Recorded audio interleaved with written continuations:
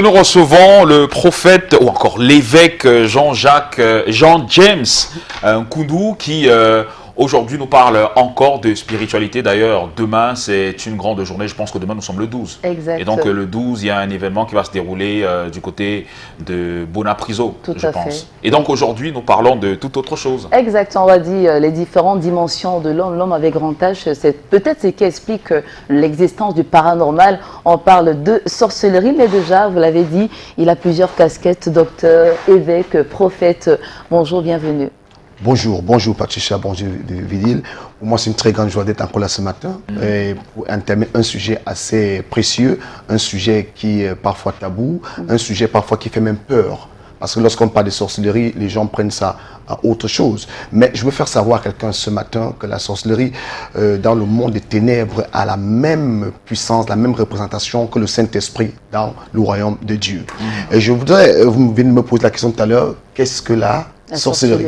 En fait, la sorcellerie, c'est quoi? La sorcellerie, c'est une activité bestiale et animalière que l'ennemi utilise pour vous détruire, pour vous intimider, pour vous faire peur et pour détruire tout ce que vous faites, en fait. C'est ça le rôle du sorcier dans notre vie. Et nous les avons autour de nous. Les sorciers, ce sont des personnes qui ont la capacité de pouvoir se dédoubler. Vous savez, que j'en croie à cela ou pas, il y a des gens qui ont la capacité de pouvoir sortir de leur corps, aller dans le monde obscur pour pouvoir faire des choses. C'est ce qu'on appelle le troisième œil? Non, c'est un peu différent du troisième œil. Ici, on appelle ça les voyages astraux, c'est-à-dire un voyage astral. C'est-à-dire il sort de son corps, il va dans ceux qui font la sorcellerie blanche, parce qu'il existe 7 types de sorcellerie que Dieu m'a révélé. Ceux qui font la sorcellerie blanche le savent, la sorcellerie noire le savent. La sorcellerie noire, c'est la sorcellerie dans son état primitif. C'est-à-dire la sorcellerie où quelqu'un peut sortir son corps, il va. Et ce n'est pas les noirs qui le font seulement. Même chez les blancs, on en trouve. Nous avons aussi la sorcellerie blanche, qui est celle-là qui est écrite dans les livres, dans les CD, dans les DVD, où on peut t'enseigner comment le faire. On peut t'initier. Il y a des gens qui sortent le matin, ils prennent l'iPad, ils prennent leur livre, ils vont dans une maison où ils s'asseyent, on les montre comment sortir de leur corps. Ça existe ça? Oui, ça existe, s'il vous plaît. Ça existe. Ils savent là, ceux qui me regardent en ce moment, ils le savent. On les montre comment sortir, comment se dédoubler, comment rentrer dans la vie de quelqu'un, comment détruire une personne. Et je ne vais pas citer les noms ici, mais ça existe partout. Et ils ont leur centre du recrutement qu'on appelle encore centre d'initiation. Donc il y a certains endroits où on va les initier.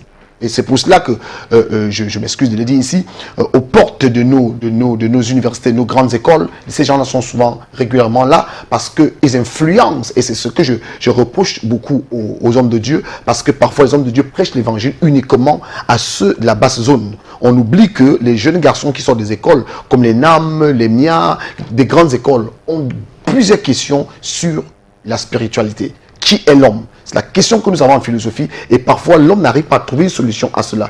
Or, ces gens-là sont placés à cet endroit pour pouvoir amener les jeunes qui se posent tant de questions à rentrer dans ces sectes pernicieuses qu'on appelle la rose croix, la franc-maçonnerie et tout ce que vous connaissez. C'est ce qu'on appelle la sorcellerie blanche. Wow. Ça fait fraudo, hein, à l'entendre tout ça. Et s'il vous plaît, il y en a encore la sorcellerie. Il y a la sorcellerie blanche, je vais vous citer, il y a la sorcellerie blanche, la sorcellerie, on appelle blind witchcraft, la sorcellerie aveugle ou inconsciente. Celle-là, c'est cette sorcellerie que parfois vous voyez dans un village, hein, on dit que quelqu'un est un sorcier parce que quelqu'un la nuit l'a vu dans un rêve et puis il dit non, mais j'ai vu cette femme et puis j'ai eu, mon enfant n'est plus là, ou bien j'ai eu cette femme, je suis tombé malade, j'ai vu son visage, je suis mort. C'est pas la personne. En fait, on utilise le visage de la personne pour pouvoir faire du mal aux autres. Et c'est ce genre de personnes qu'on appelle les sorciers aveugles ou inconscients. Il y a des gens comme ça. Au village, on les critique. J'ai parlé de ça la fois dernière. Une dame m'a appelé, elle m'a dit, s'il vous plaît, homme de Dieu, je suis à Fumban.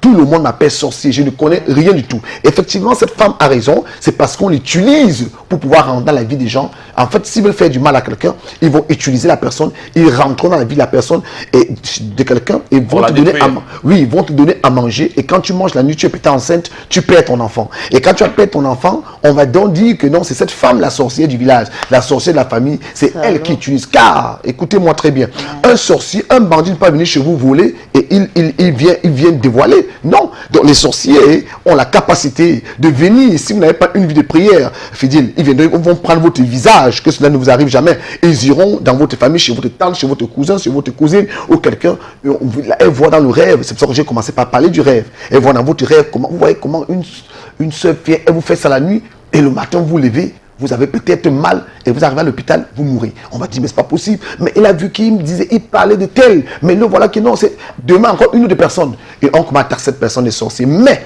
le méchant est coupé, est tapé sous l'ombre. Et c'est ça le sorcier. Et insoupçonné, hein, tout le monde. On peut soupçonner on soupçonne tout le monde, sauf eux. C'est comme dans le livre de Jonas. Ouais. La Bible dit qu'il y avait quelqu'un dans le bateau de Jonas. Cette personne était là, Jonas, mais le bateau prenait tous les coups. Moi, on ne savait pas que c'est Jonas qui était dans le bateau qui créait des problèmes. Il y a des gens comme ça dans la famille qui sont avec nous. Et parfois même, Patricia, nous sommes les premières personnes à les expliquer nos problèmes. Alors que ce sont eux qui sont à l'origine de notre problème. C'est la raison pour laquelle il ne faut pas exposer ces problèmes à tout le monde. Est-ce que c'est possible de les reconnaître en fait? Effectivement, c'est possible de les reconnaître. Je vais vous donner quelques... Que dit la Bible à propos de la sorcellerie? Vous voyez, la Bible est très très directe en ce qui concerne la sorcellerie. Dans le livre d'Exode 22, à partir du verset 18, la Bible dit « Tu ne laisseras pas vivre la sorcière ». Donc, en d'autres termes, la sorcière ne doit pas vivre dans les familles. La sorcière ça ne peut pas se repentir, elle doit mourir. Excusez-moi de l'utiliser, peut-être c'est un peu dur, mais ce n'est pas moi, c'est la Bible, dans le livre d'Exode. Dieu lui-même dit, parce que les sorciers, ce sont des gens qui sont très méchants. Quelles sont les caractéristiques? Un sorcier, c'est quelqu'un qui se réjouit toujours du mal des autres. C'est-à-dire, qu'est-ce qu'ils font? Patricia, vous avez un peu d'argent, il y a des gens dans la famille comme ça. Ils prennent votre argent, mais jamais ne vous apprécient. Des gens qui sont toujours en train de vous poignarder derrière le dos. Des gens qui sont toujours en train de parler mal de vous quand vous n'êtes pas là. Mais quand vous êtes là, ils sont toujours comme si ils sont votre ami. Vous comprenez un peu? Parce que vous comprenez, tuer ici, Jérémie 18, verset 18 le dit. Il dit, nous allons le tuer, tuons Jérémie par nos paroles. Les sorciers, ce n'est pas la parole. C'est pour ça que la Bible dit, la parole, la langue a le pouvoir de tuer, hein. La langue a le pouvoir de vie et de mort. Donc il y a des paroles qu'on peut déclarer dans ta vie. Ça fait dans ta vie. C'est pour cela que je dis aux gens, quand tu rêves la nuit que tu as vu un sorcier, tu as mangé dans le rêve. Manger dans le rêve n'est pas une bonne chose. Et les sorciers ont la capacité de te faire manger des choses que j'appelais tu ici, des dépôts de richesse spirituelle. Et demain, ça bloque tes entrailles. Demain, ça donne des maladies. Fidèle, que tu ne peux même pas te lever le matin. Vous voyez quelqu'un qui se rêve le matin, un jeune garçon, il est fatigué. Qu'est-ce qui ne va pas? Ça, c'est l'œuvre des sorciers. Et nous, les enfants de Dieu, nous devons comprendre que ce genre de personnes ne devraient pas vivre dans notre famille. Par nos façons de prier. Parce que parfois, on se dit que non, c'est ma mère. Et parfois, c'est votre maman. Excusez-moi, je dis pas toutes les mamans sont comme ça. C'est votre frère, c'est votre soeur. C'est quoi? C'est n'est que les sorciers sont responsables de la majorité des accidents de circulation. Et docteur, pour ceux qui disent qu'ils sont innocents, alors je ne connais rien de ça, rien ne peut m'arriver. Est-ce que c'est possible en fait qu'un innocent... Vous savez, je vais vous dire une chose. Hein. Ce qui est vrai, c'est quoi? C'est que personne ne peut vous tuer à la sorcellerie si vous n'êtes pas familier. Sauf si vous avez pris sa femme, pris son mari, pris son argent. Vous comprenez? Mais si vous êtes dans votre droit, parce qu'à la sorcellerie, il y a ce qu'on appelle... les conspirations. La conspiration, c'est quoi? Les gens viennent ensemble. Le livre d'Ésaïe 54, il dit. Ils viennent ensemble, ils s'asseyent, ils discutent sur un sujet bien précis. Mais quand ils discutent, il faut qu'ils donnent une raison fondamentale pourquoi vous vous tuez et quel est le lien. Donc c'est pour cela que dans votre village, par exemple, si dans votre village, on a déclaré qu'aucune personne de ce village ne doit avoir le BPC. Je vous le dis parce que j'ai eu un cas comme ça en Angleterre. Est-ce possible ça? Oui, j'ai eu un cas comme ça en Angleterre où...